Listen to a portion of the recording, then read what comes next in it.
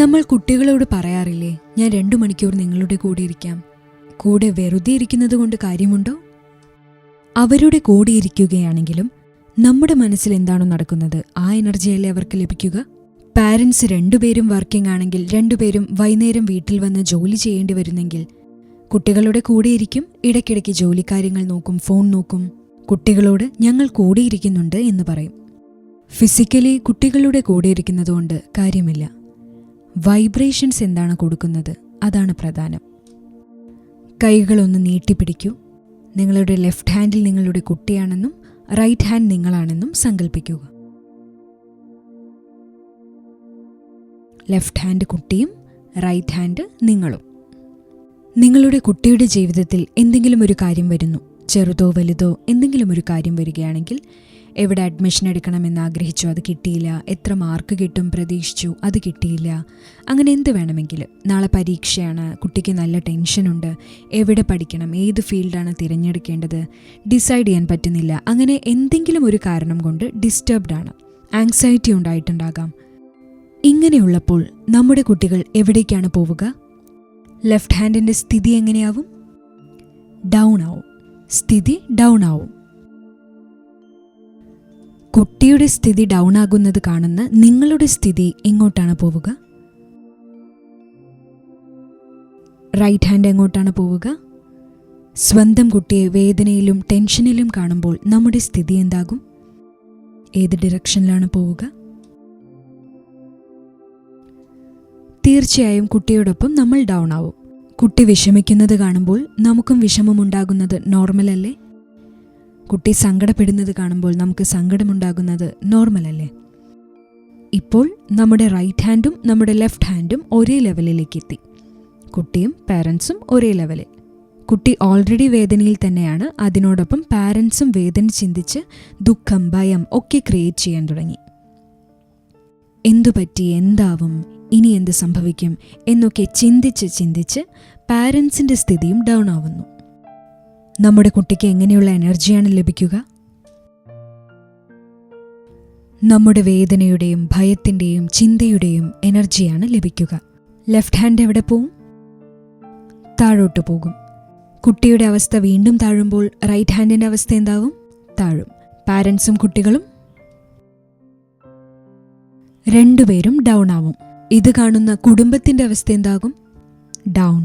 കുടുംബം ഇത്രയും ഡൗൺ ആവുമ്പോൾ വീടിൻ്റെ വായുമണ്ഡലം എന്താകും? ഡൗൺ ആവും.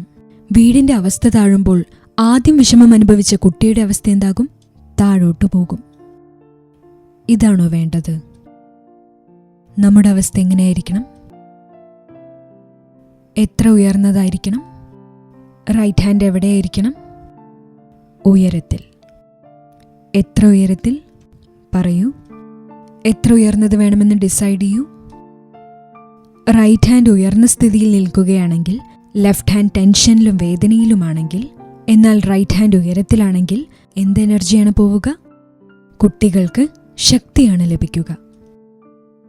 നമ്മുടെ മുന്നിൽ 2 ഓപ്ഷൻസ് ആണുള്ളത്. ഒന്നെങ്കിൽ അവരുടെ വേദന കണ്ട് അവർക്കൊപ്പം ഡൗൺ ആവാം, അല്ലെങ്കിൽ സ്വയം ശക്തിശാലിയായി മാറി ഡൗൺ ആവുന്ന കുട്ടിക്കും ശക്തി നൽകി ആ കുട്ടിയെയും ശക്തിശാലിയാക്കി മാറ്റാം. നമ്മൾ എവിടെ നിൽക്കണം, നമ്മൾ എത്ര ഉയരത്തിൽ നിന്നാൽ മാത്രമേ അവരെ സഹായിക്കാൻ കഴിയുക എന്ന് നമ്മൾ തിരിച്ചറിയണം. അവർ ടെൻഷനാവുമ്പോൾ നമ്മൾ ടെൻഷനാവുന്നത് നോർമൽ അല്ലേ എന്ന് പറയുന്നത് അവർക്ക് അസുഖം വന്നാൽ നമുക്കും അസുഖം വരുമല്ലോ എന്ന് പറയുന്നത് പോലെയാണ്. അവർക്ക് ദുഃഖം വന്നാൽ നമ്മുടെ അവസ്ഥ എങ്ങനെയായിരിക്കണം? അവർ ടെൻഷനിലാണെങ്കിൽ നമ്മൾ എന്ത് ചെയ്യണം? അവരുടെ ടെൻഷൻ മാറ്റാൻ നമ്മൾ ശക്തി നൽകണം. നമുക്ക് പെട്ടെന്ന് അവർക്ക് ശക്തി നൽകാൻ പറ്റില്ല. ഇതിനായി നമ്മൾ വളരെ ഉയർന്ന അവസ്ഥയിൽ സദാ നിലനിൽക്കണം. ജീവിത ലക്ഷ്യമാക്കി മാറ്റണം. നമ്മൾ ഓൾറെഡി ലേറ്റാണ്. ഒരു പരിവർത്തനം കൊണ്ടുവരാതെ ഇപ്പോൾ തന്നെ വളരെ ലേറ്റായാണ് നിൽക്കുന്നത്. അതല്ല, നമ്മൾ ഇപ്പോഴും ഒന്നും ചെയ്തില്ലെങ്കിൽ ഇനിയൊന്നും ചെയ്യാൻ പറ്റാത്ത അവസ്ഥയാകും. ടു ലേറ്റ് ആകും. To late. ഓൾറെഡി ലേറ്റാണ്. കുട്ടികളിൽ അഡിക്ഷൻ കൂടുന്നു, ആങ്സൈറ്റി ഉണ്ടാകുന്നു, പാനിക്സ് ഉണ്ടാകുന്നു. ഒരു 10 മിനിറ്റ് പോലും ഫോൺ താഴെ വയ്ക്കാൻ പറ്റുന്നില്ല. ഇത് തന്നെയാണ് മനസ്സിനെ ബാധിക്കുന്നത്. മുഴുവൻ സമയം സ്ക്രീനിനോടൊപ്പമാണ്. അതിൽ നിന്നുള്ള കണ്ടന്റ്സ് ആണ് നമ്മുടെ മനസ്സിൽ റെക്കോർഡഡ് ആകുന്നത്. ഇന്നു മുതൽ ഒരു ഉത്തരവാദിത്വം ഏറ്റെടുക്കണം. നിങ്ങൾ നിങ്ങളുടെ ജീവിതത്തിനു വേണ്ടിയും കുടുംബത്തിനു വേണ്ടിയും ഒരുപാട് ചെയ്തു. അധ്വാനിക്കുന്നു, അവരുടെ കാര്യങ്ങൾ അന്വേഷിക്കുന്നു, എല്ലാം ശ്രദ്ധിക്കുന്നു. ഈ മുഴുവൻ കാര്യങ്ങളും പക്ഷേ ഇതെല്ലാം അവരുടെ ഫിസിക്കൽ കംഫർട്ടിനു വേണ്ടിയാണ്.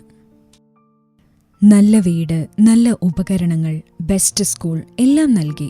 ഇതെല്ലാം വളരെ ഇമ്പോർട്ടൻ്റ് ആണ്. എന്നാൽ പുതിയൊരു കാര്യം കൂടി ആഡ് ചെയ്യണം, അത്യാവശ്യമാണ്. മാനസികമായ ശക്തി. നമ്മൾ കുട്ടികളായിരുന്നപ്പോൾ പലരും ജോയിന്റ് ഫാമിലീസിലായിരിക്കും.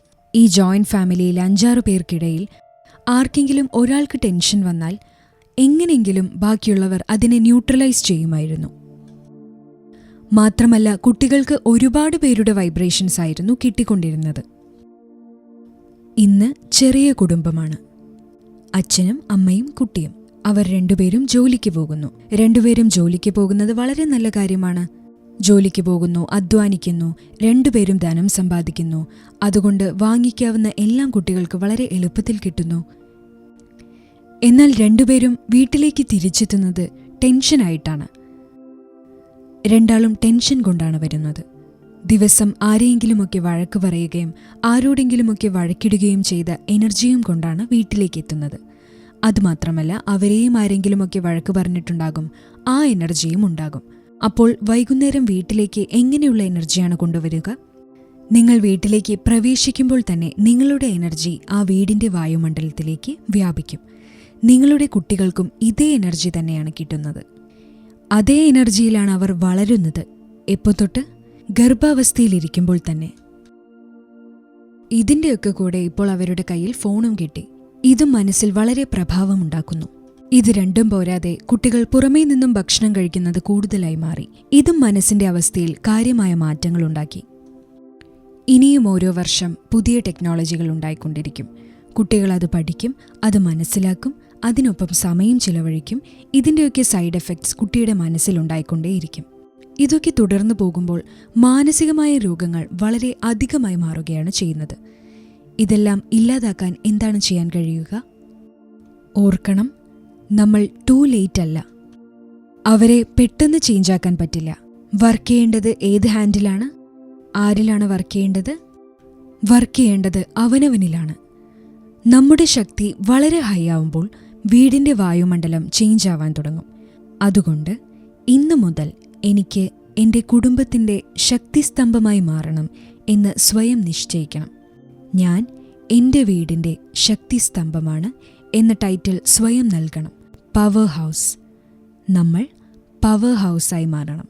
ആരൊക്കെ പവർ ഹൗസായി മാറാൻ റെഡിയാണ്? പവർ ഹൗസ് എന്നാൽ എന്താണ്? എന്ത് കാര്യം വന്നാലും സാഹചര്യം വന്നാലും സ്റ്റേബിളായിരിക്കും, ഏകാഗ്രമായിരിക്കും, പവർഫുള്ളായിരിക്കും. ഓരോ ചിന്തയും പോസിറ്റീവ്, പ്യുവറായിരിക്കും. സാഹചര്യം വളരെ വലുതായിരിക്കാം, എന്നാൽ മനസ്സിന്റെ സ്ഥിതി കാര്യത്തെ ചെറുതാക്കി മാറ്റും.